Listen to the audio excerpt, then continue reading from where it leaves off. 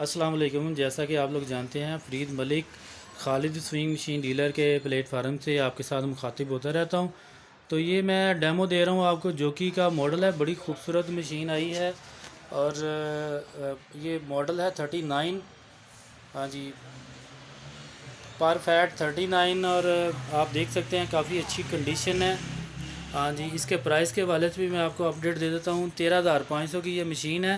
اس کے ساتھ یہ 110 کا اڈاپٹر 1500 کا، یہ 15,000 میں آپ کو کمپلیٹ سیٹ پڑے گا، اور بہت ہی شاندار چیز ہے۔ اس کے اوپر آپ کاج بنا سکتے ہیں، دیگر ٹانکے بنا سکتے ہیں، اوور لاک کر سکتے ہیں، اور یہ کافی اچھے اچھے فنکشن ہے اس کے اوپر۔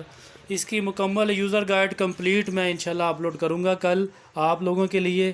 تو جو بھی بائی کرنا چاہے آپ واٹس ایپ پہ رابطہ کر سکتے ہیں۔ کمپلیٹ یوزر گائیڈ کے لیے انشاءاللہ میں کل جلد ہی ویڈیو اپلوڈ کروں گا، جس پہ آپ اس کو مکمل طریقہ بھی بتائیں گے۔ ٹھیک ہے، اللہ حافظ، فی امان اللہ۔